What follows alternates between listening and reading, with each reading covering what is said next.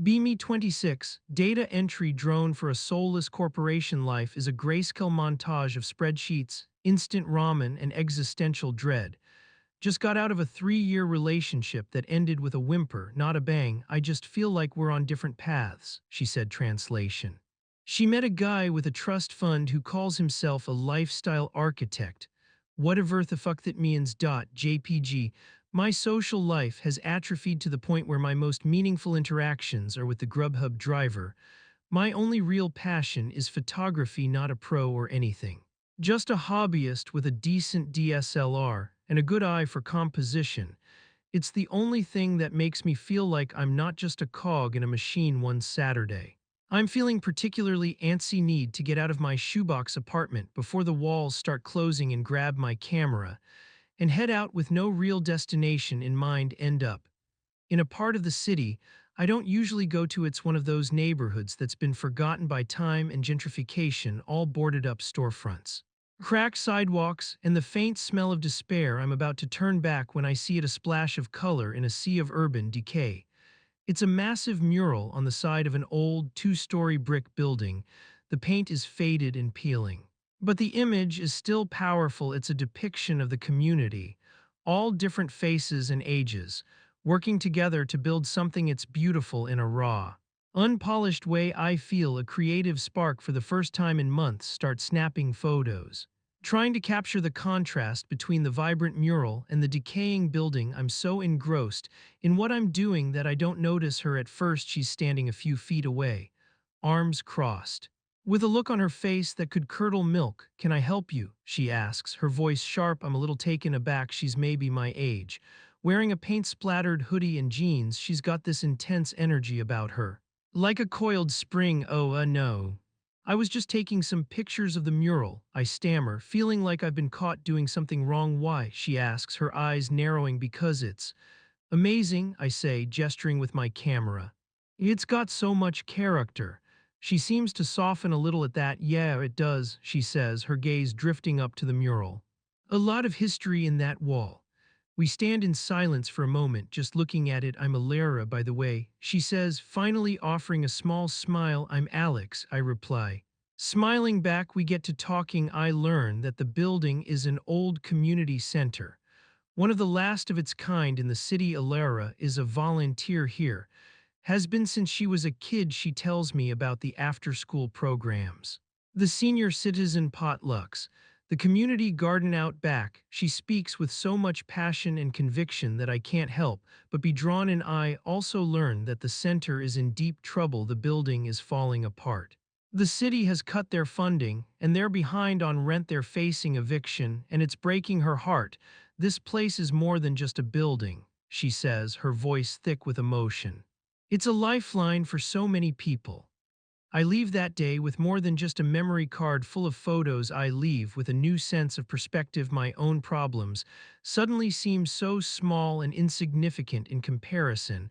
I can't stop thinking about Alara and the community center. A few days later, I find myself back in that neighborhood. I tell myself it's to get more photos, but I know that's only half the truth. I find Alara in the community garden, trying to coax some life out of a sad-looking tomato plant. She seems surprised to see me, but not unhappy. "Came back for more artistic inspiration." She teases something like that, I say with a shrug. "And I brought you something."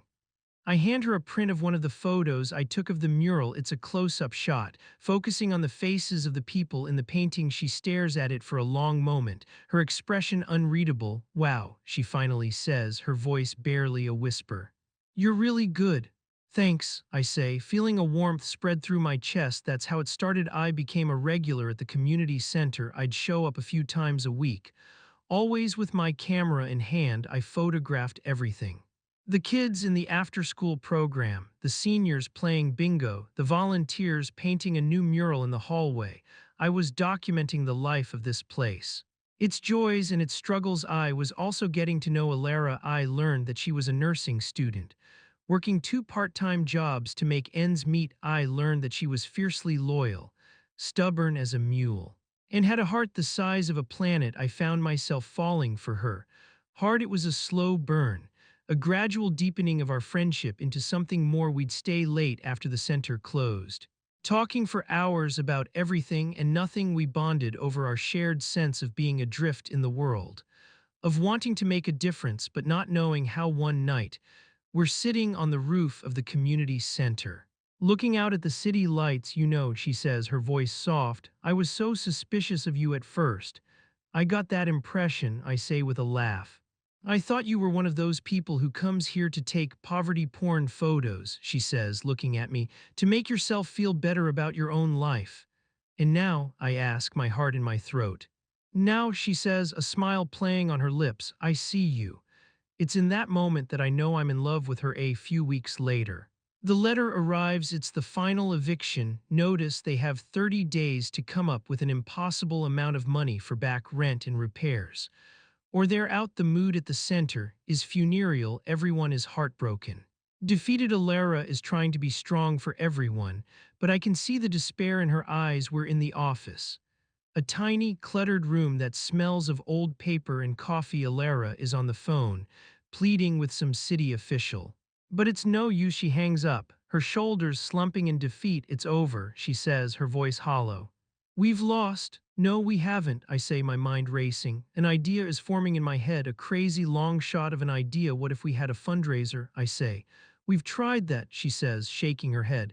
Bake sales, car washes. It's not enough. No, I'm talking about something bigger, I say, my voice gaining confidence. A gallery show, an auction. She looks at me like I've grown a second head. A gallery show of what? My photos, I say. All the photos I've taken of this place, of the people here. We can sell them, auction them off. She's skeptical, and I don't blame her. You think people will pay for pictures of a rundown community center? I think people will pay for pictures that tell a story, I say, my voice firm. And this place has one hell of a story. It was a mad dash. We had less than a month to pull it all together. I spent every spare moment editing photos, getting them printed and framed. Alara and the other volunteers worked the phones, called in favors, spread the word. I posted about it on a local photography forum, and the story got picked up by a few blogs. We found a small art gallery that was willing to donate their space for a night. The owner was a grizzled old artist who had a soft spot for lost causes. The night of the opening, I was a nervous wreck. What if no one came? What if we went through all this for nothing? Alara squeezed my hand.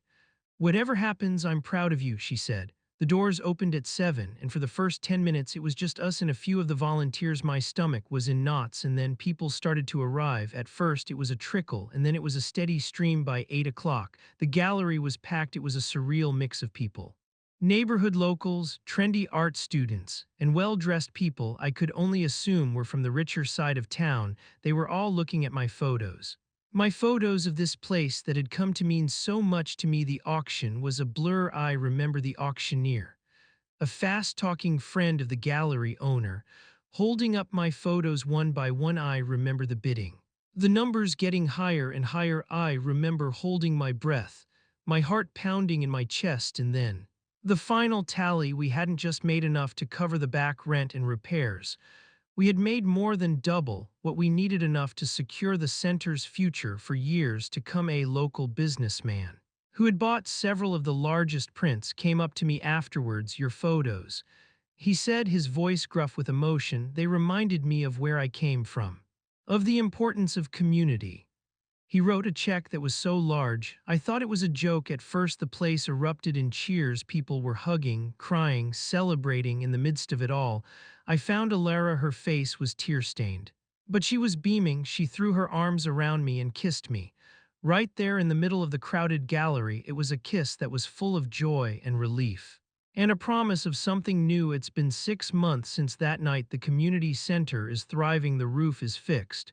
The walls have a fresh coat of paint, and the garden is overflowing with tomatoes. I'm a regular volunteer. Now I even started a photography class for the kids. Alara and I are together. It's the kind of relationship I didn't even know I was looking for.